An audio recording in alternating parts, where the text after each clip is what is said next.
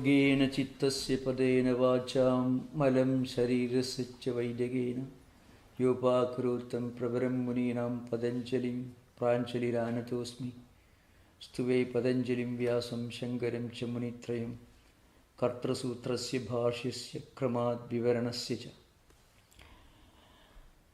We are discussing the Vibhudipada. Some time back I mentioned that these the Yoga Sutras are not always very well organized. I mean, they are not very compact. These sutras are frequently interrelated. One sutra in one context could be related to some other sutras in the same chapter or maybe in another chapter. All this happens. So we were discussing this important subject of the three transformations of mind. That is Samadhi Parinama, Ekagrita Parinama and Nirodha Parinama. And we also referred to these three types of samadhis which are mentioned in the Yoga Sutra. The Samyama, that is Dharana Dhyana Samadhi, then Samprajnata Samadhi and Asamprajnata Samadhi. Sometimes called Sabija Samadhi and Nirbija Samadhi. Samadhi with an object and Samadhi without an object, without seed. So many of these ideas become more and more clear as we proceed further, and that's one unique feature of the Yoga Sutra literature. You can't say that you have completed, exhausted one topic in one sutra, topic in the coming sutra.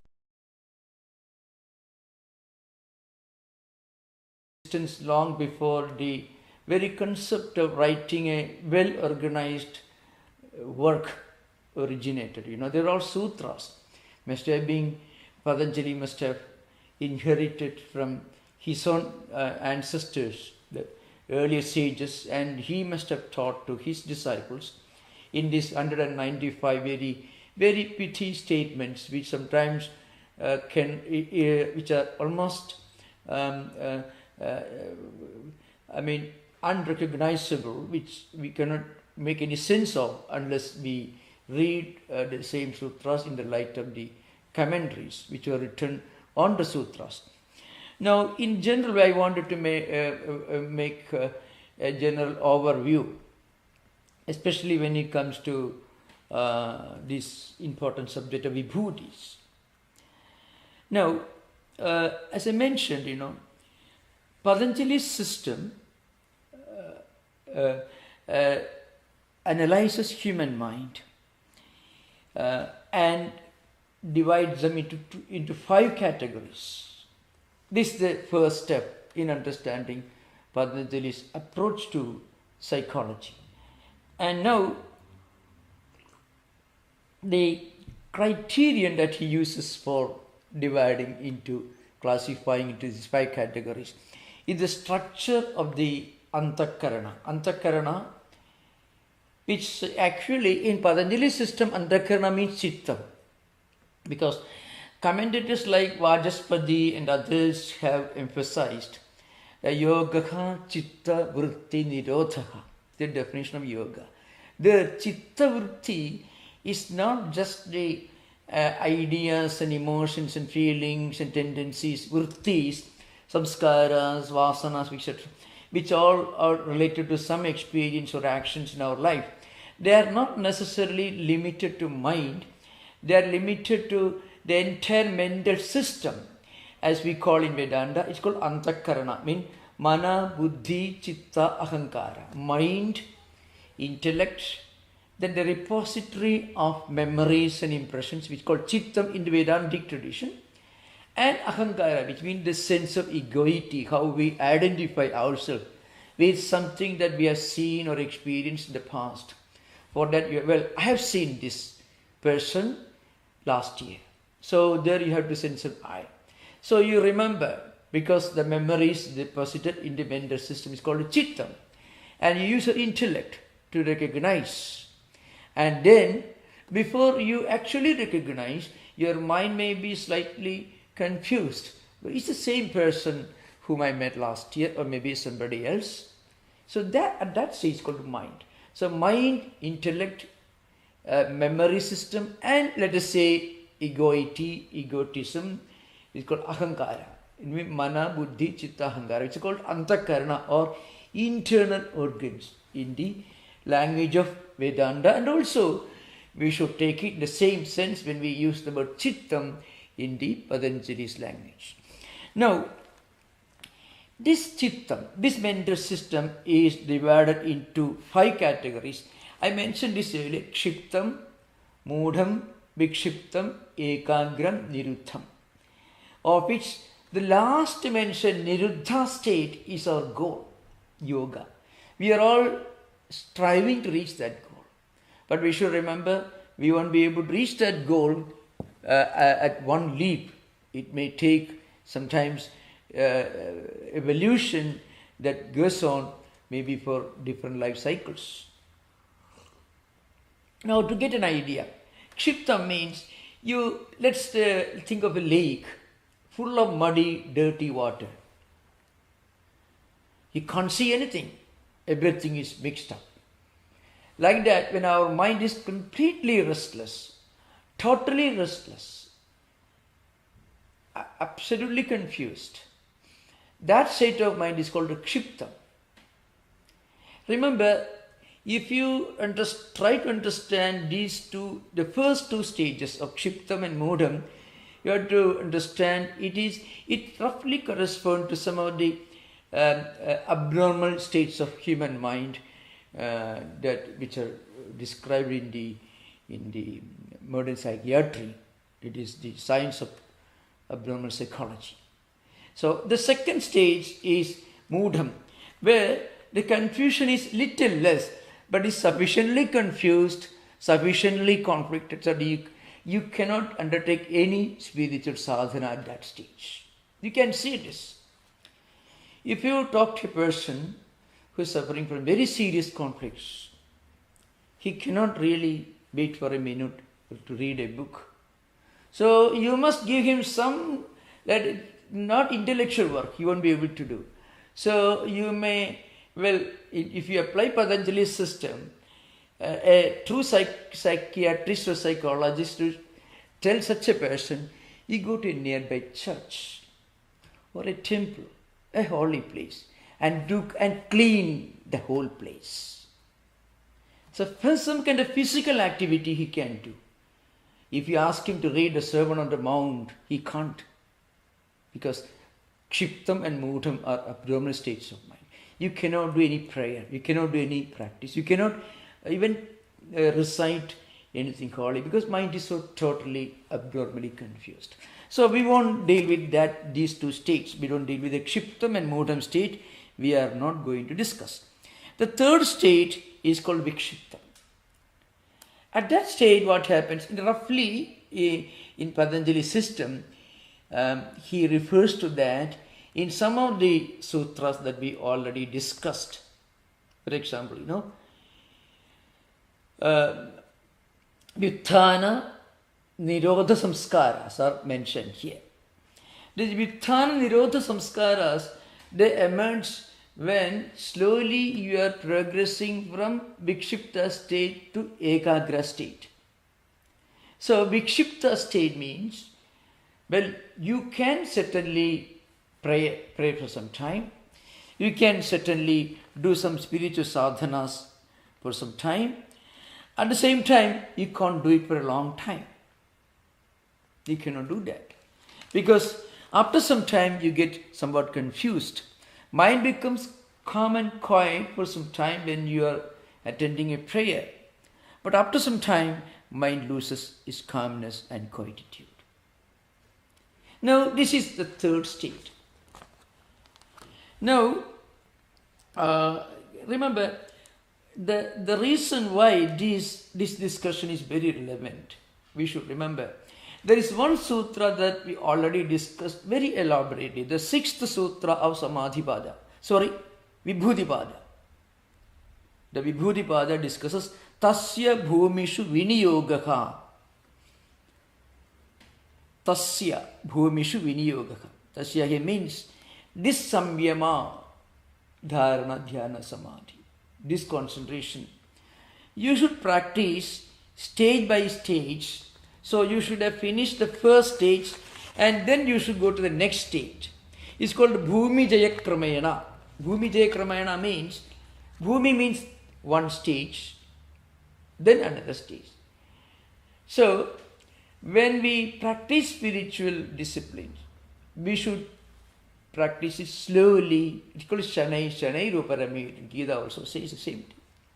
So we should do that. Why? Because Bikshita state is the normal state of a spiritual seeker who is finding it difficult to practice concentration or meditation uninterrupted for a long time, but who is interested and who can certainly concentrate for some time. There are moments when he feels at home and there are times when he is so totally confused. Now, this is this state of the third state where we all actually practice spiritual disciplines. For some time mind is calm and quiet, so sometimes mind is disturbed. Now the fourth state is important, ekagra. So this is the fourth state. At that time, a spiritual seeker will be able to do spiritual sadhanas of a more abstract, subtle type. For example, higher meditation, higher focus. Such devotees can meditate for a long time. Why? Because yamas and niyamas are already established, and Bikshita, that disturbed state of mind, is gone. So you are already focused on one ideal. So there is a transition from Vikshipta state, the third to fourth state, Ekagra state, the fourth state. How do we travel this distance? As we practice more and more spiritual discipline, you find the disturbance gets slowly reduced and you are able to practice, you are able to experience peace of mind not only when you are in a temple or a holy place, but also in your home, in your workplace, in your interaction. When you are in Vikshipta state, the third state, when you are listening to a great talk, you are highly impressed. But after some time, your mind feels disturbed. Again, when you go to the temple next day or a church or Sunday, Sabbath or anything for that matter, any traditional religious, or even you need not necessarily be a conventional follower of any religion. There are many people who practice spirituality even beyond and without belonging to any conventional religious tradition. So Patanjali, interestingly, he looks upon agnostics and even atheists as his potential fans, That's why Patanjali's system has a great appeal. He doesn't ask you to request God to take care of everything, to have an eye on whatever we are doing and to make sure that we are doing the right thing, otherwise give us a blow on the head. He doesn't ask us to look up to the heaven, to see the big man with a stick on with a list of do's and don'ts. No. Actually, surprisingly, that's very interesting. And that is something which is not very well understood. People sometimes wrongly interpret Patanjali's system as agnostic. It is not agnostic. Actually, it is called Sveshara. Sveshara means Patanjali actually adds another category to Sankhya system.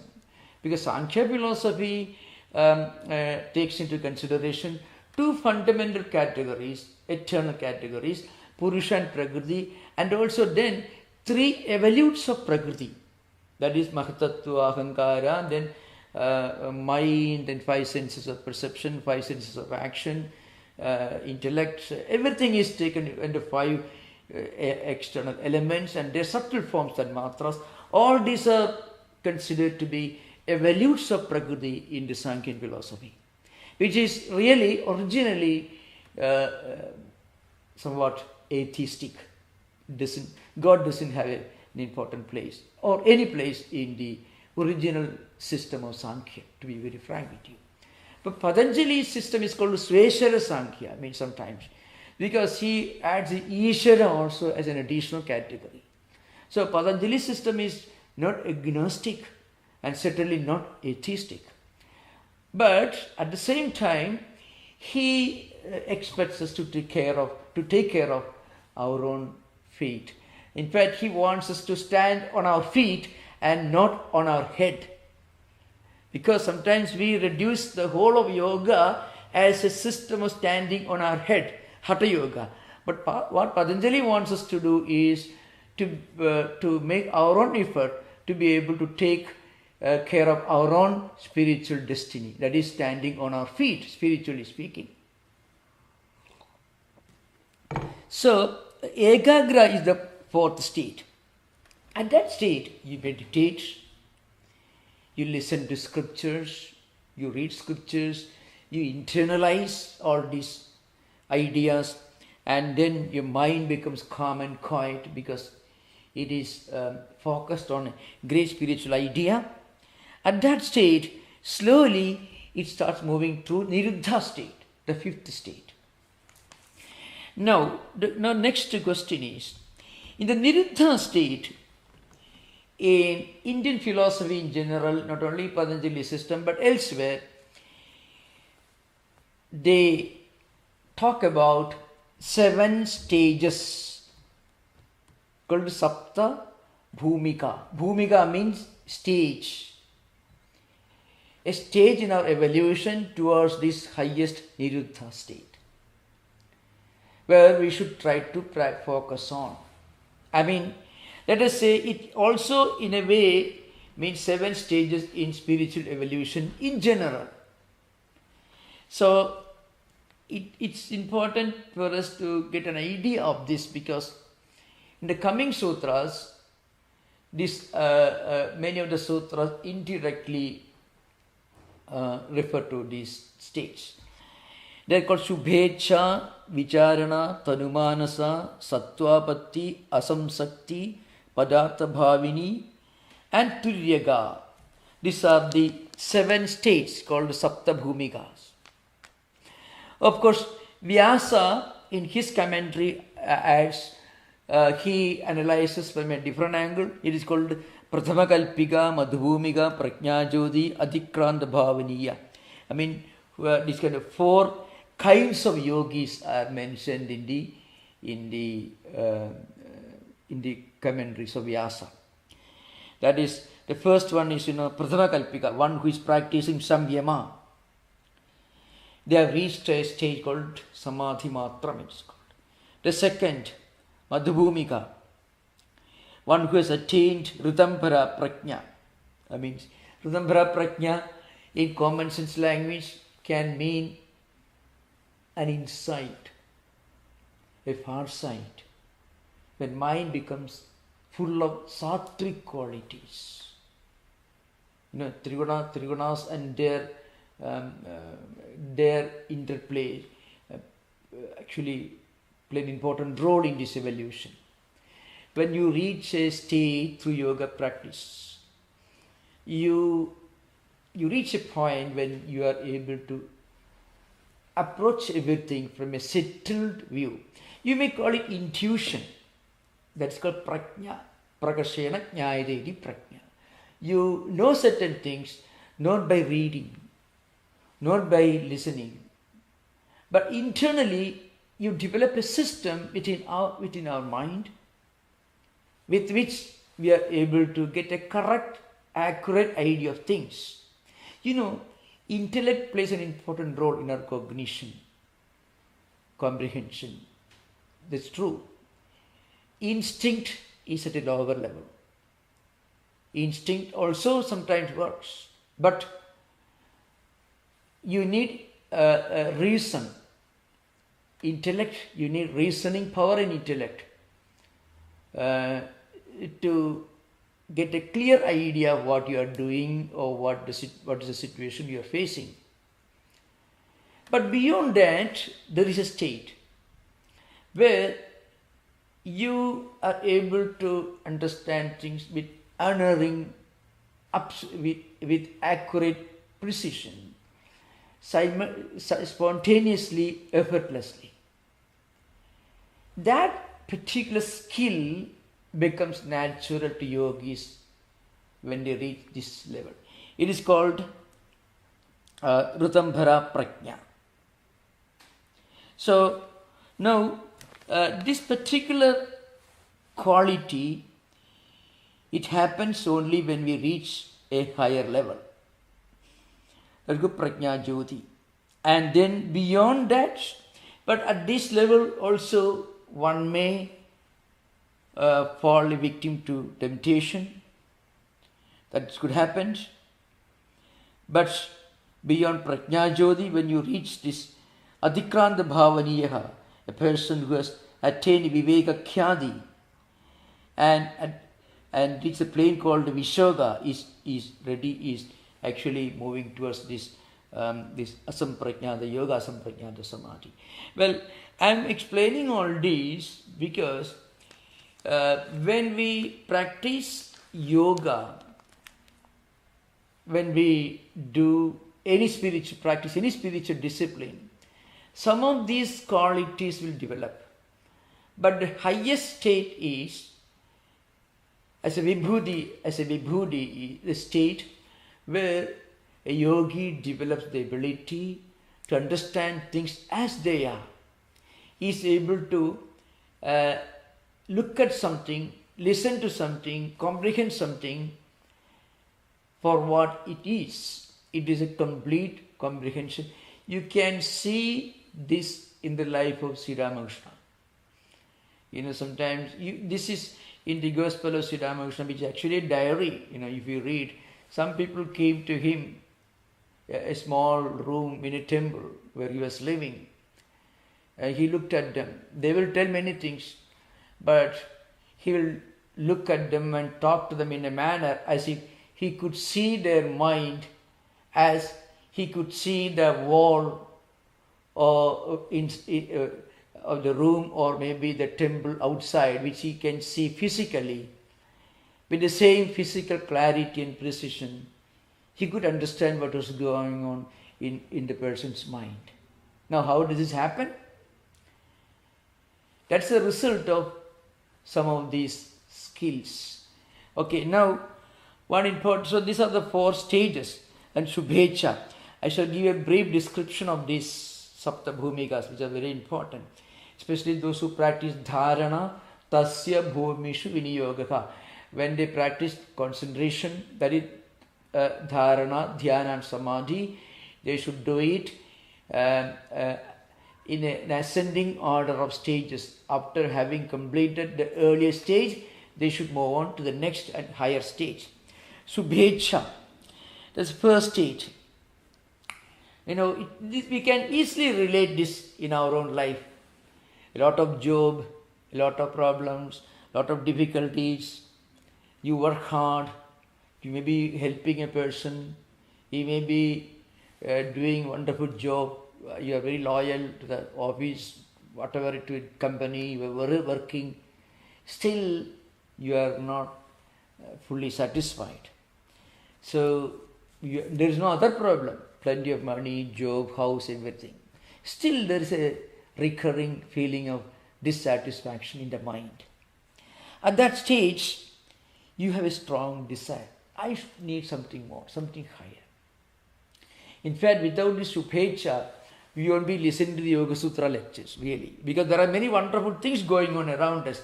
Eye-catching, very wonderful. You may forget everything watching that. But after that, again, the mind again faces a big storm. And then to forget that, people take drugs. And again they watch these hobbies and all that. After several years, well, this is not enough. I want something higher. That is called Subhecha. It's common to everyone. Shubha means something auspicious. Icha means desire. Desire for something auspicious. That is a natural first step in our spiritual evolution. The second is called Vicharana. The second bhumika is called Vicharana. Then what happens, then after having completed the first stage, after having developed this desire for something higher, go to the library, read a book, then suddenly you come across some flyer which tells you there are some wonderful discussions, lectures going on some spiritual subjects, and you try to subscribe it, maybe into YouTube or whatever it is. That is Vicharana, means you already start practicing something, feeding your mind with some good spiritual food, and then mind slowly evolves, mind slowly develops, and this becomes a strong, not just a desire, but a strong tendency. Slowly mind emerges to a higher level. The third stage is called Tanumanasa. At this stage, you have listened to many wonderful ideas, so we have a strong desire to practice renunciation, spiritual wisdom, restraint, self-restraint, a desire for something higher values, higher spiritual evolution. So that is Tanumanasa. So what happens at this stage? Sankalpas and Vikalpas, wavering of the mind, this sudden attraction towards something, and immediately its opposite, coming one after another. That is gone. Mind has settled. At least mind has started getting settled down. It's called Tanumanasa. Sattvapatti, that's a fourth stage.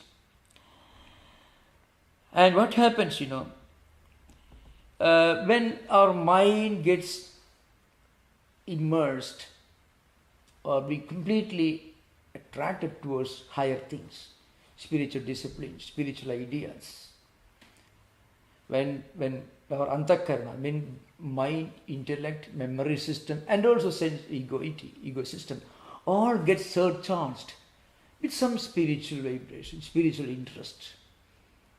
When spiritual ideas ideas that will take us beyond the world of the senses, beyond the world of the fleeting experiences of happiness and unhappiness. That becomes our main goal. That determines our actions and feelings. That is called Sattvapatti. The fifth state is called Asamsakti. And what happens, this is a higher stage. And when you reach this state, we are no more drawn towards material things. It's not that we run away from it, but rather they cease to be attractive to our mind. Our mind is no longer attracted towards anything that belongs to the worldly pleasures and things like that. That stage is called Asamsakti. The sixth stage is called Padartha Bhavini. That means at this stage, all our external actions, worldly desires, everything could completely eradicated. And of course, this is an advanced stage. And the seventh stage is called seventh bhumika, the seventh stage, Turyaga. Of course, that is the highest stage when we get immersed in this higher spiritual idea. Now, why these are important? When we discuss Yoga Sutras, we should always remember, when we understand intellectually something, and then when we come to a conclusion, it makes a lot of sense. It is very wonderful. We should do that. There is always a problem. We sometimes mislead ourselves into thinking that what attracts us intellectually is something that we have already attained. Mind plays a trick. It's a very important point, remember. Well, at a physical level, you don't think so. You book a ticket to go to New York. You don't assume that you have reached New York. Absolutely no. You have booked a ticket, you know what plane you are going to take, you have made all arrangements to go to the airport, everything. But you know very well that you have not reached New York. But in spiritual life, especially when we read yoga, books like Yoga Sutras, sometimes people think, well, I have reached this stage, this Tanumanasa. Now I can go to the next stage. Reaching Tanumanasa doesn't mean reading a few sentences on that book, on the subject in a book. You have to walk, you have to travel. Then only we will reach there. So that's why we have to remember. That's why this the sixth sutra of the Samadhipada is very important. That is Tasya Bhumishu Viniyoga. Bhumishu means in their gradual states. 1, 2, 3. From 1 we should go to 2. We should not imagine we have reached 3rd or 4th or 5th state. Otherwise we know what happens. Of course, at a purely psychological level, it can lead to delusions. Delusions are some of the common problems that people face when they don't understand this important thing. A concept or an idea is something. Even attraction to a great idea or a great concept is something. But having reached that state is something totally different. Booking a ticket to New York is one thing. Traveling 6 hours and reaching there and doing your work and returning is something totally different. So, now we'll go to the 13th sutra. Yes, that is Etena Bhudendriyeshu Dharmalakshanavastha Parinama Vyakhyata. This is the this is the 13th sutra. So what this sutra actually says is something very significant. Etena, that is the 3 types of transformations we discussed earlier. The 3 types of transformations we have to remember. We already discussed 3 types of transformations. That is what called 3 types of parinamas we discussed. That is Samadhi parinama, the lower stage, then Ekagrita parinama, the second higher, and the Nirodha parinama, the third, through spiritual practices. The 13th sutra tells us that these parinamas, these changes are applicable not only in the context of mind, but also in the context of, with regard to the 11 senses and external elements, the external world. We will understand this very soon. We already discussed just now the 3 transformations of the human mind we already discussed. That is 3 types of parinamas we discussed earlier. That is Samadhi parinama, and that is discussed in the 11th sutra. And higher than Samadhi parinama is Ekagrita parinama, that is discussed in the 12th sutra.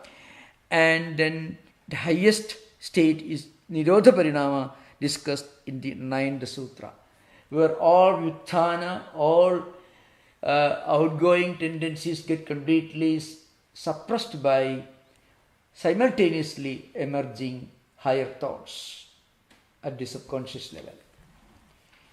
This is the essence of samyama. Now, what this particular sutra tells us is, these transformations take place not only in the context of mind, but also in the context of our senses and also in the external world. Etena purvoktena chitta parinamena dharma lakshanavastha rupena bhudendriyeshu dharma parinamo lakshana parinamo avastha parinamascha ukta veditavyaha. So what this sutra tells us is there are three types of transformations that take place. Those transformations are dharma parinama, that is parinama or change with regard to form or nature. Lakshana parinama, transformation that takes place with regard to time.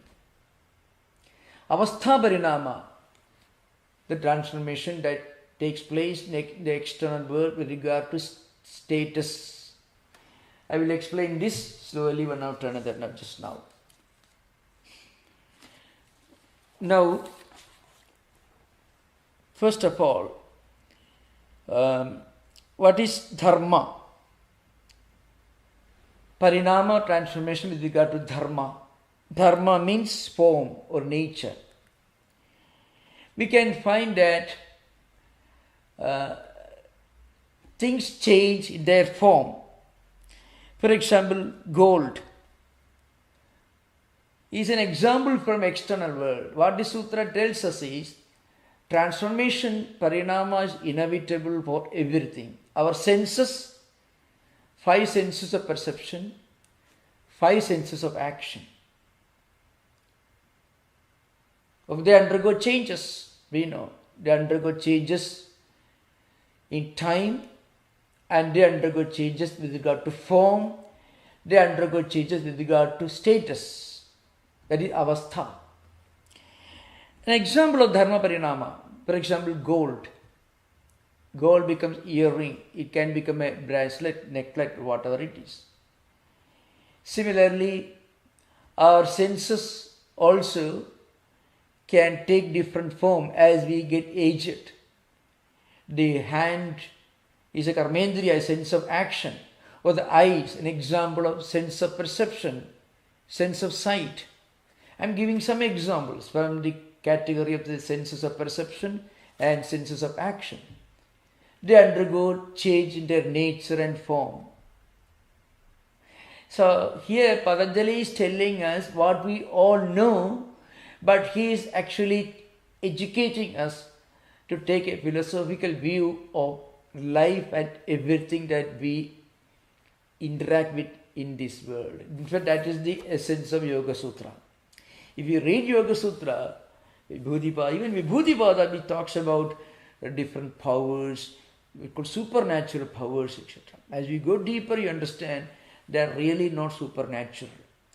Supernatural is the only word we can use because it cannot be explained or understood in the context of the available tools of modern science and technology or laboratory. So in that sense, we may call it supernatural. But if we read Patanjali's system, we'll understand they are natural, really speaking. Just as physical entities change their forms in the past, present and future, and also in the brilliance called avastha parinama. For example, something may lose its brilliance in course of time.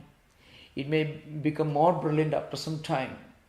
This avastha parinama, example of avastha parinama.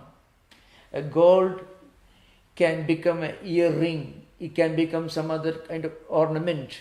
An example of dharma parinama. And again, it also can change according to time, the passage of time. It's called lakshana parinama. These are the 3 parinamas mentioned here. This happens to ekadashi indriyas, I mean 11 indriyas, 11 senses. Remember, mind is sometimes considered to be one of the senses in many of the textbooks on Indian philosophy, because the mind is the supreme commander of all the 5 senses of perception and 5 senses of action. Mind decides what you see with your eyes and what you recognize with your eyes. How you interpret what you see is decided, determined by the mind. But in the broader context you find mind also is sometimes included in the category of indriyas, means senses. It's called ekadasha indriya, means 11 senses. 5 senses of perception, 5 senses of action and mind. They also undergo this dharma parinama, lakshana parinama and avastha parinama. So dharma parinama is example is gold becoming some other earring or something. And then lakshana parinama, it means anagata atita vartamana, means something yet to come, something which is already over, something which is existing right in front of us. These are examples of this lakshana parinama. Now, that's why Patanjali, Vyasa's commentary says, etena purvoktena chitta parinamena dharma lakshana avastha rupena bhudendriyeshu dharma parinamo lakshana parinamo avastha parinamascha ukta veditavyaha.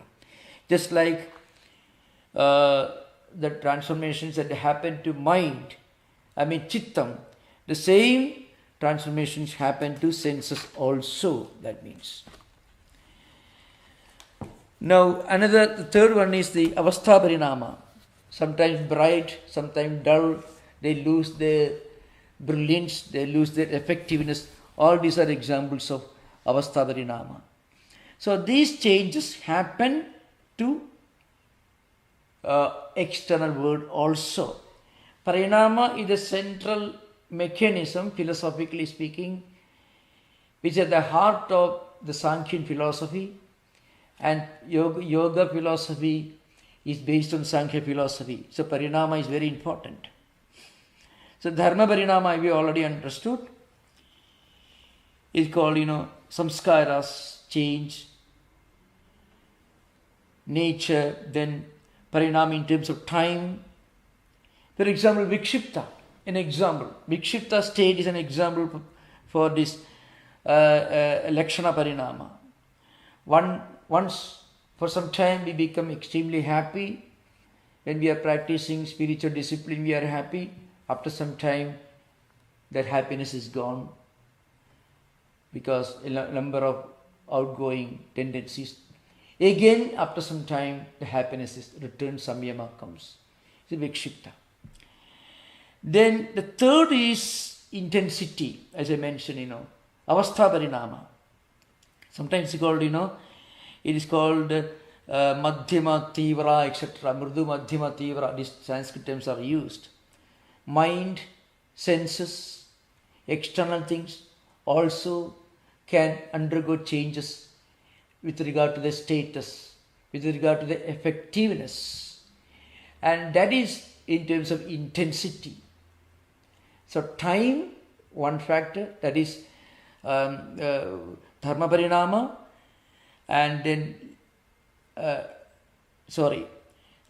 this form is dharma parinama, time is lakshana parinama, and status is avastha parinama. So these changes are happening in everything, and these changes happen all the time. So the whole dynamics of evolution is described in these sutras here. How evolution happens to our senses, our eyes, our ears, our sense of touch, sense of smell, sense of taste, and how evolutions happen to our senses of action, the feet with which you walk, the hands with which you do things, like that. All the senses of action also undergo changes. Plus, how mind also suddenly becomes happy and unhappy.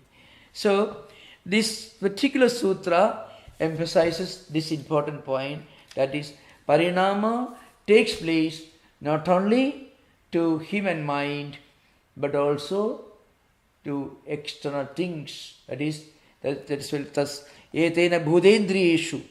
The sutra Bhuda means the 5 elements, Panchamahabhutas, the external phenomenal world.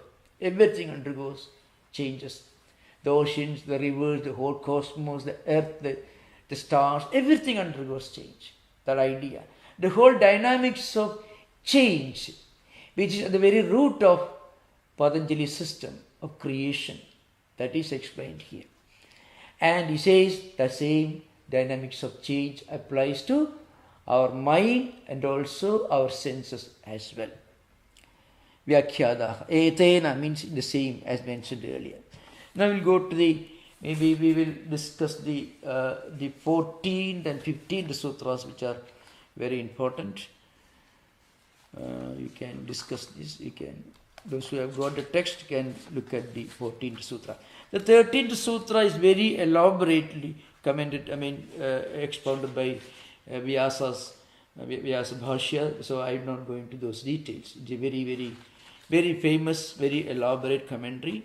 We can do justice to the class only by giving a brief analysis of it. That's all. Now we can do 14th sutra. 14th sutra is Chandodida Avyapadesya Dharma Anupadi. That is the 14th sutra. Please remember. Shanta Udida Avyapadesya Dharma Anupadi. These are the words that constitute the sutra. Shanta Udida Avyapadesya Dharma Anupadi. Shanta. Shanta here means something that has already occurred, that's already over, past.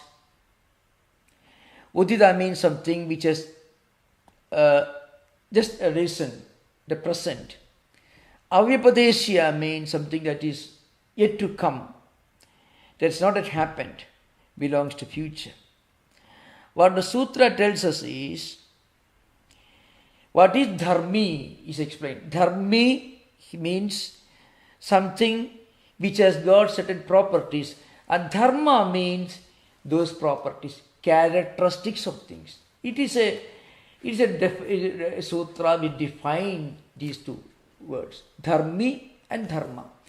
Dharma means characteristics, properties, peculiar aspects of something. They are called dharma. Dharmi is something which has got those properties and characteristics. These characteristics and properties can be something that belongs to the past, atida, vartamana or anagata, means it could be shanta, it could be udida, it could be avyapadesya.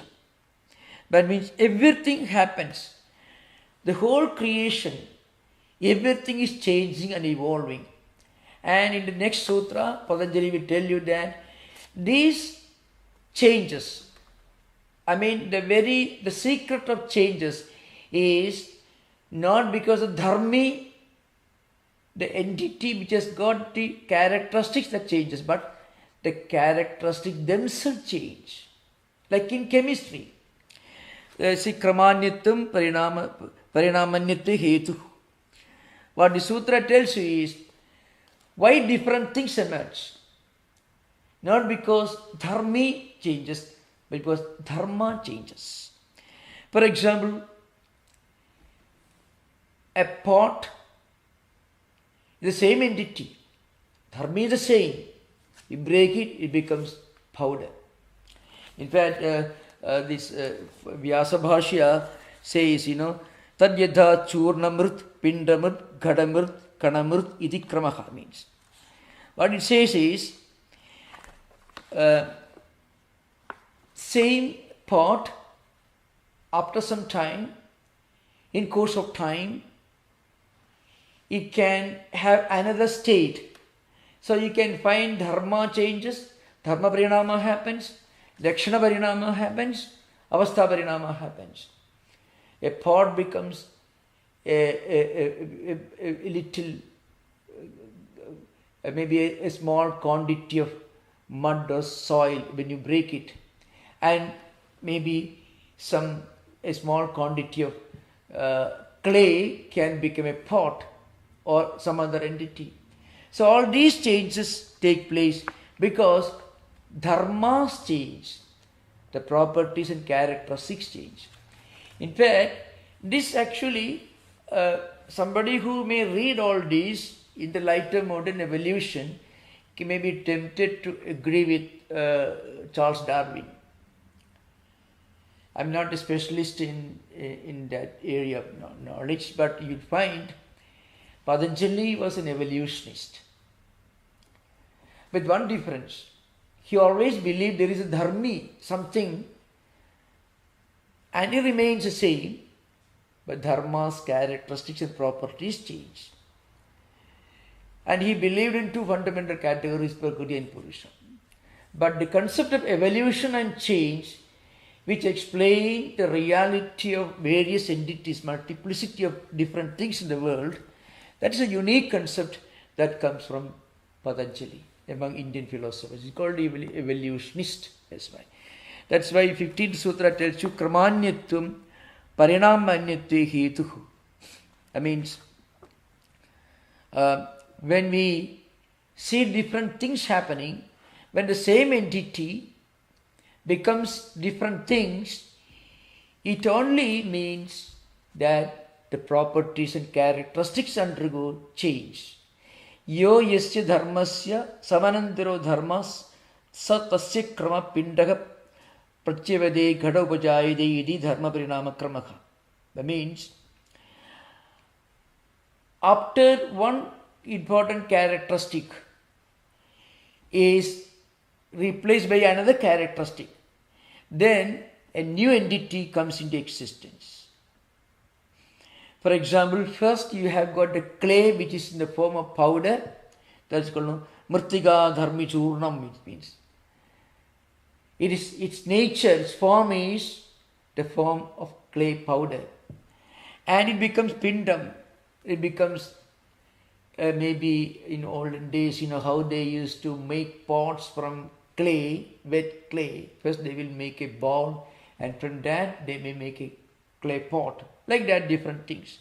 So that's why Patanjali says that changes take place to mind. Just like Samadhi Parinama, Ekagrata Parinama and Nirodha Parinama. It's an ascending order of our spiritual evolution in the Samadhi state, Nirodha state. Now, the same kind of changes we can see happening in the world, the phenomenal empirical world. And also, the same changes happen to our senses and also to our mind. That's an important discussion. Now, all these discussions are meant to explain one important thing. The so-called powers or vibhudis, supernatural powers as they are sometimes called in the third chapter, Vibhudipada, they are really not supernatural. They are the natural result of certain parinamas that happen. Just as when we meditate, when we pray, when we read a holy book, when we chant some holy names, actually our mind undergoes change. Somebody asked me this question during one of the sessions. Suppose you have a problem. Two persons have the same problem, maybe depression or whatever it is. One person is given a medicine and he sits quiet. The other person is asked to pray and he also keeps quiet after some time. So modern science will tell you the second one who prayed, he is not cured. But he has come calm and quiet because his mind has changed. The medicine has changed his mind, of course. What kind of change it is, I don't want to say. But prayer changes the mind at a different dimension. So the meditation changes the mind. Reading a book, you are looking for something that disturbed. You go to a library, you read a wonderful book that you liked. Even not necessarily spiritual book, you may be read a poetry, read some higher books, sublime books out there, literature, history, philosophy, and so on.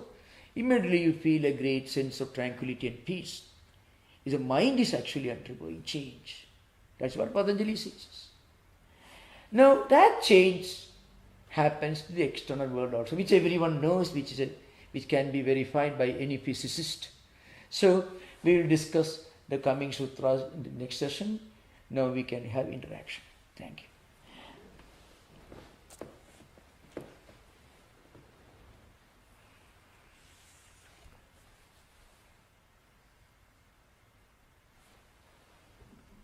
Maharaj, Yeah. Namaskar. Maharaj, when you were just saying that the results are not supernatural, it is a natural transformation by action of these activities that they perform, prayer or meditation or something. How do we distinguish between something supernatural and something natural?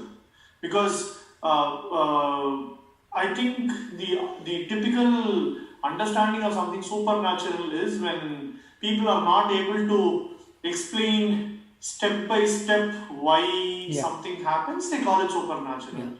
And in this particular context, the idea is you pray and something happens. So how does that go from being supernatural to natural? The question is very relevant, very rational question. Now, suppose a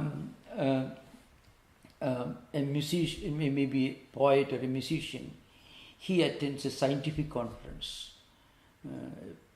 Maybe Nobel Prize winning scientists are explaining some complicated principles they have discovered. I think the poet or a medical doctor may not be able to fully understand what the scientist is actually explaining, really speaking. And a physicist may not be able to understand if you explain something from information technology. So, in order to understand things properly, we should place ourselves in their position. We should also have the kind of training that enables us to understand, appreciate something new. So, that's one important thing to remember. Of course, I must always admit unfortunately one fact that the whole idea is being hijacked. It has been falsely, wrongly interpreted and used and misused by people, saying that this is something that they don't have, and of course that's the main problem. The greatness of Patanjali is he's so rational and he's so scientific. He says, come back to your question, to give direct answer. Now, one should be able to, suppose a person has prayed and he has benefited, he has received a wonderful benefit from that. Whether it is actually true or not. Another person who is a scientist, he cannot judge whether it is genuine or not unless he also is able to pray the way the other person has prayed. Just as you may not be able to understand what a Nobel Prize winning medical practitioner explains something in modern medicine because you are not a doctor. You can understand if somebody belongs to your area of specialization, explain something. Like that, what happens when we try to verify certain things, we should be able to look at the subject from the other person's perspective. So how many people are willing to or ready to take the pains to undergo this kind of disciplines that Patanjali is talking about, yamas and niyamas, asana, pranayama, pratyagara, dharana, dhyana, samadhi. And then you say that it doesn't work, it's all fake. But without practicing all days, if you simply say, oh, this is absolutely wrong because I don't understand it. I may not understand it, that doesn't mean it is wrong. I have to reach, I can't say Einstein is wrong because I don't understand Einstein, I'm not a physicist. But I cannot say he's wrong. There are people who say he was right, really speaking. Similarly, those who take the trouble to practice what Patanjali says, and then go ahead, then you will understand it is natural. So that's an important point to remember. What is beyond our understanding sometimes be branded as something supernatural. And but when you go to these great works on Indian philosophy, whether it is devotional philosophy or Advaita philosophy or yoga philosophy, you find everything is so clearly, scientifically, rationally explained. That's the idea behind. Thank you. Yeah.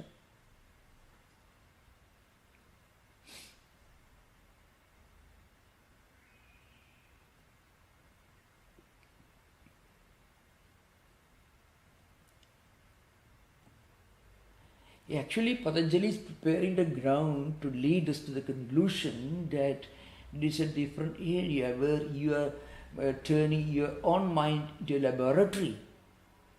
You are experimenting with your mind. But the laboratory is our own mind. When we practice meditation, actually, we are not going to a laboratory outside. We are going to our own mind. And when we do that, then our mind also evolves. And we won't understand that evolution unless we do that.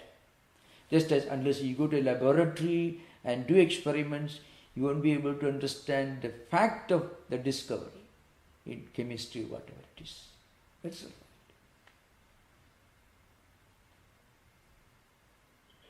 Namaskar, Swamiji. Yeah. I had a question about vasanas. Yeah. You mentioned about basically the four parts of the antakarana, Yeah. mind, intellect, chitta, and ankara. Yeah. So is vasana part of the chitta, or is it part of something else? Yeah.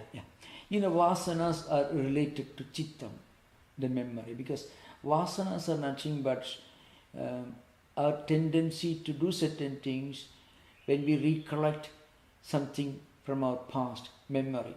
And these memories are deposited in that compartment of the antakarana called chittam.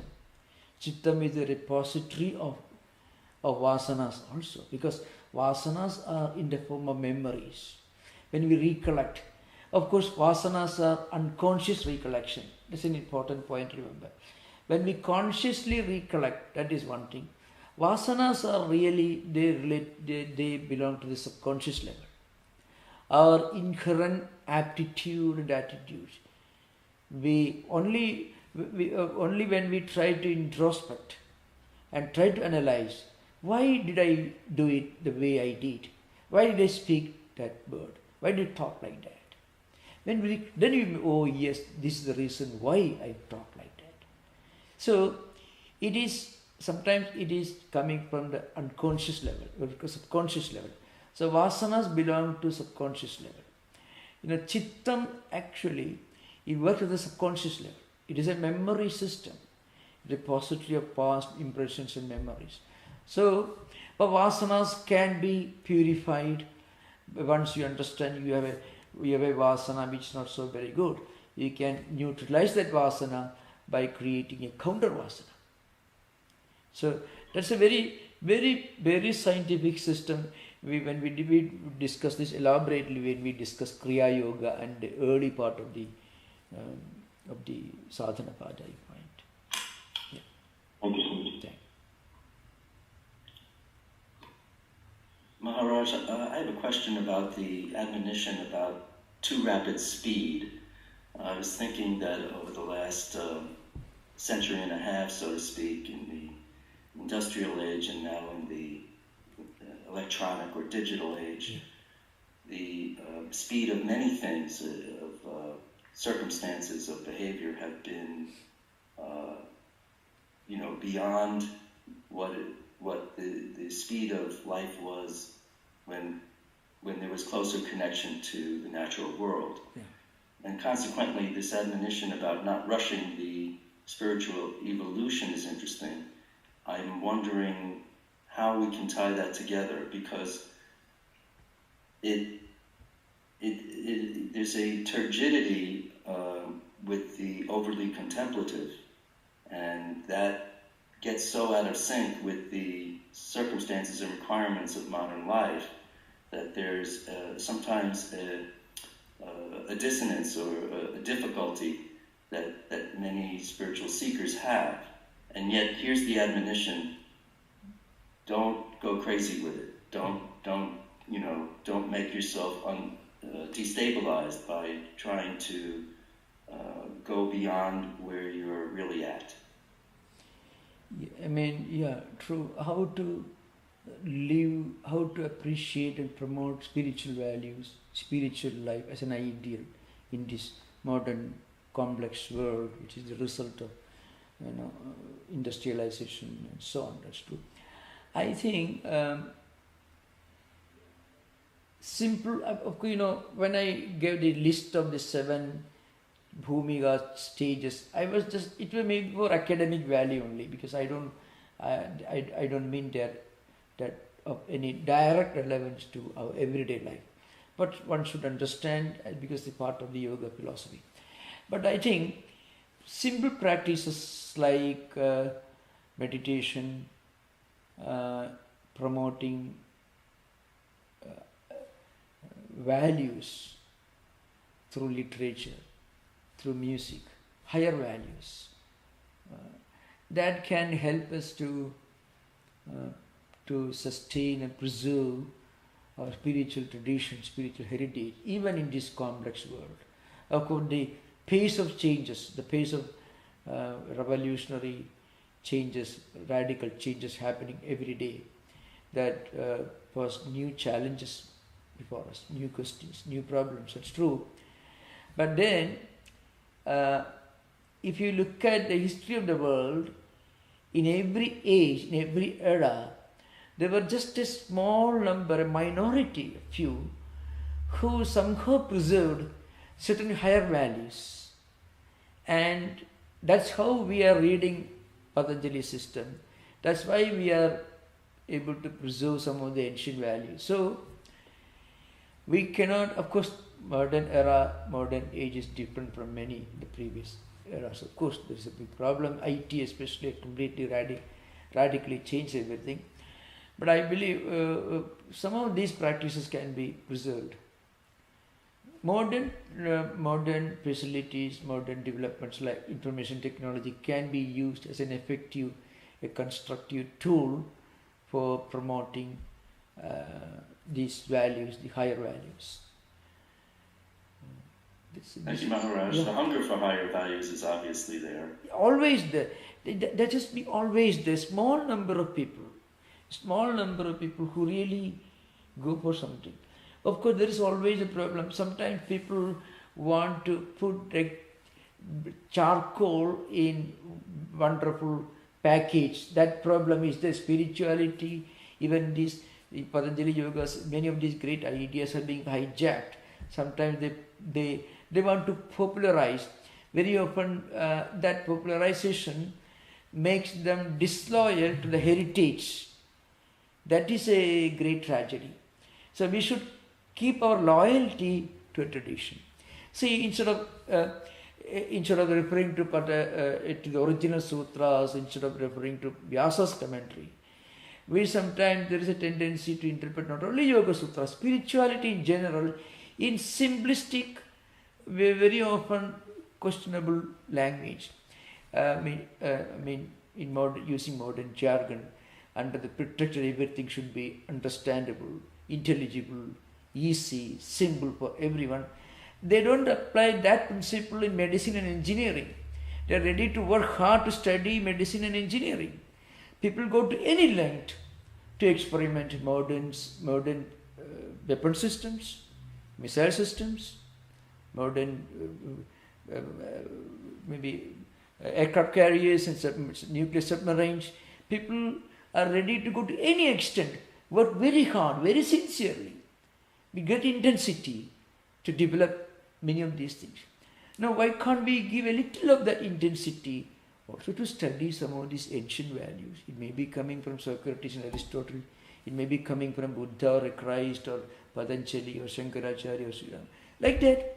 So, the problem today is we want everything new. So, if you tell somebody, well, Patanjali is placing before you, presenting before you this great spiritual scheme, this plan, which is very interesting.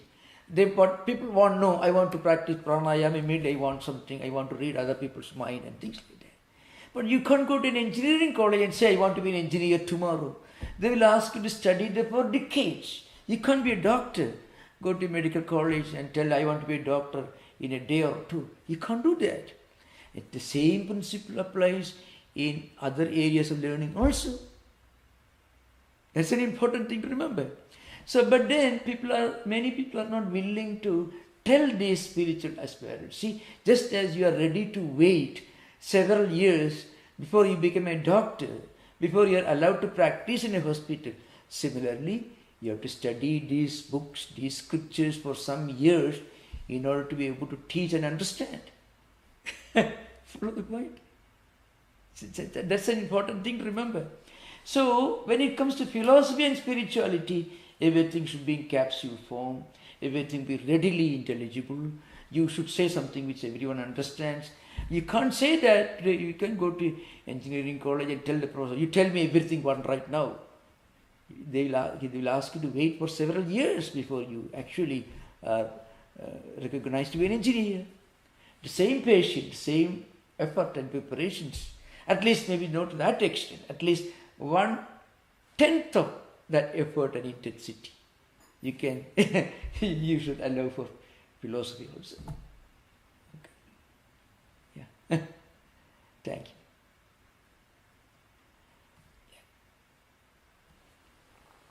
We have still 10 minutes, so plenty of time for discussion. Go ahead, Neil. Hi, Yeah. hi, Swamiji. I have a question. To something that's been quite prominent during lockdown, COVID, the idea of loneliness, isolation, something that everybody has sort of contended with. I'm curious what Patanjali has to say about that and what the Yoga Sutras teach us about how to deal with things like that. You mean, in what way Patanjali's system or his philosophy could be relevant to people living these lockdown days? Okay, yeah. No, yeah, and specifically in terms of the being isolated or the sense of loneliness that might come with that. Yeah, really, I'm very happy to tell you that the number of viewers and listeners to this class have increased maybe at least 10 times, maybe more than 10 times during this lockdown. I mean, everyday viewers. So, I think when you are facing a problem outside like lockdown and a lot of other, and that outside problem compels you to live a very restrained, limited life within your own place, that sometimes can become a blessing in disguise, can prompt us to think about higher values in life. What is the essence of human life? See, suddenly you find a tiny virus can become a threat, a life-threatening monster that threatens human life, that disrupted social life, national life in many countries and continents. So that can make us think, that can make us philosophers, in the sense, make us think of the ultimate value of life, its meaning. In that respect, Patanjali, and again, Patanjali presents before us a way to refine our mind, to refine our sensibility, to take a fresh look at the whole essence of living in this world, life as a whole. So that's an important thing. So it can become a very creative, constructive pastime to listen to Patanjali's system or the exposition during this time. Yeah. And again, when your mind is active, when mind is dealing with these higher ideas, it becomes fresh, it becomes more active, healthy. Remember, the mind also needs good food. There's a physical body. Mind also needs good food. Frequently that we often neglect. So a physically stalwart, healthy person becomes restless and without a clear understanding as to what is living for, what's the ultimate goal in human life.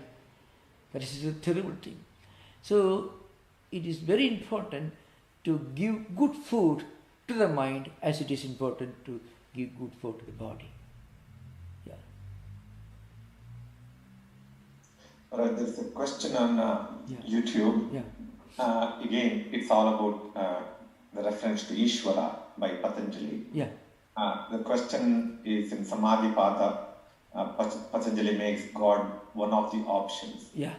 In Sadhana Pada, in the definition of Kriya Yoga, it's all about surrendering to God. Yeah. Yeah.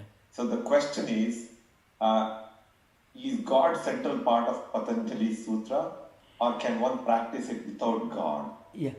The Patanjali system accepts the reality of God, but not in the same way.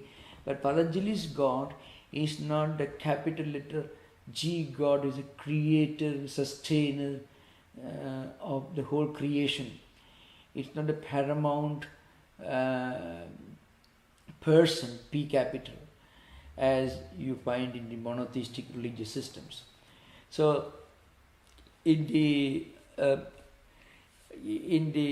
Sadhanapada, Ishvara Pranidhanat Va, but Patanjali says, In fact, there are commentators on Patanjali Yoga system who tell you that Ishvara Pranidhana, resignation to God, can automatically help you to imbibe values like yamas and nemas.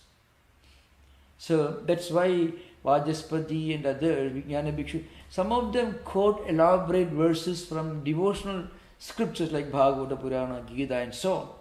That's very interesting.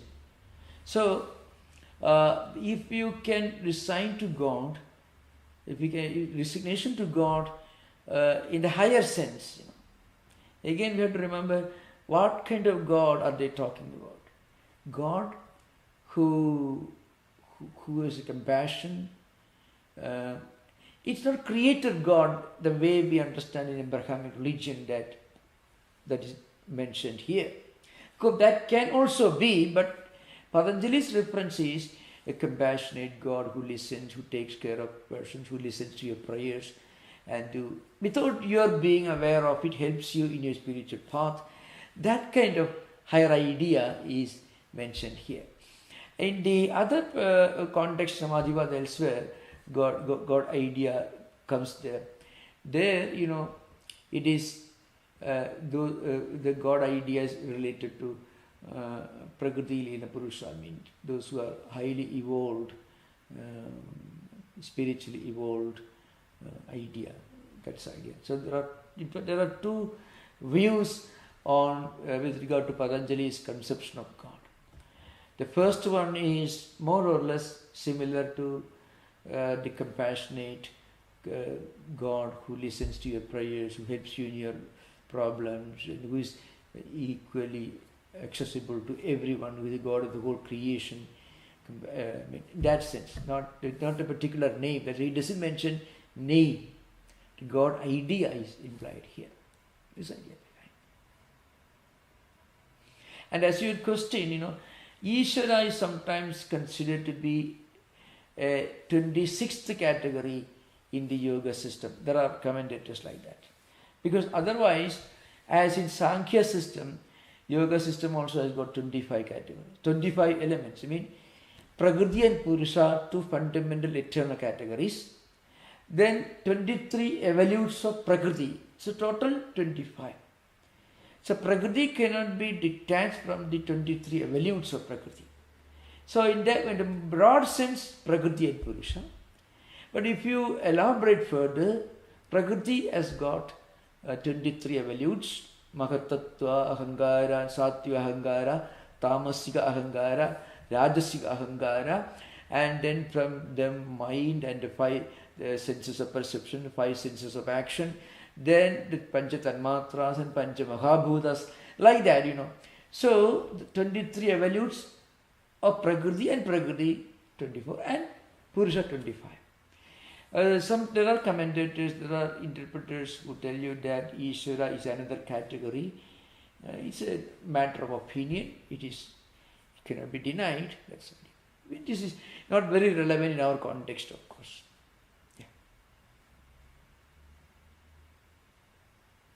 Maharaj, one last question maybe. In the Sapta Bhumikas, as you go to Asamasthi and towards Turiya. Turiyaga, it is Turiyaga. Turiyam. 7. The question is, will the actions in the world, how do they deal with their being active in the world rather than being a recluse? It's more of a confusion. Yes. And in fact, that's what I mentioned once, when you read about Saptabhumikas, or when you read about the 4 types of yoga that Vyasa mentions, So you have to remember, it's a fact, the Patanjali system was originally meant to the individual spiritual seeker, not for society. This is important thing. Historically, many people, of course, they say Patanjali yoga for everyone, yoga for dummies, yoga for whole society, yoga for global tranquility and so on. But remember, Patanjali's yoga system was fundamentally meant for the individual spiritual aspirant. Historically, it's a fact. We cannot deny that. But in course of time, especially during the last 200 years, Patanjali's system has become well known. But you have to remember, certain important disciplines like yamas and niyamas are so universal, so relevant for the whole humanity, not only for spiritual seekers, even for people who don't care for any spiritual values. For them also, yamas and niyamas are of supreme relevance and significance. And then asana, pranayama, or these two also. Pratyahara, dharana is something different. But yamas and niyamas are of supreme importance. Asana and pranayama also can be of universal application. But after that, dharana, dhyana, samadhi, the samyama part of it, 6th, 7th and 8th, they actually are meant for, together called samyama is meant for the individual spiritual seeker. So, if you ask the question, in what way we can accommodate this in our everyday active life, actually you have to remember, is essentially the samyama and higher practices are meant for the individual spiritual seeker who can live in a solitary life away from active engagement in professional duties and responsibilities. It's a fact. It's important. Especially the Saptabhumikas, which actually ascending order to Nirodha, that state. They are not meant for the individual spiritual seeker. It's a fact. Though today we teach the meditation, Nimanthar, we teach to whole groups. That's a fact. But it is, Patanjali would not have minded that. He would have appreciated that. He would have congratulated that what he actually meant for the individual spiritual seeker is now given a new dimension. But we should remember, originally it was meant for the individual spiritual seeker, especially dharana, dhyana and samadhi. Thank you, Maharaj. No more questions. Thank you. I hope no more, I think. So we'll conclude. No more, Maharaj. We can conclude. Thank you. Om Shanti Shanti Shanti Harihi Om Tat Sat Sri Ramakrishna Pranamastu.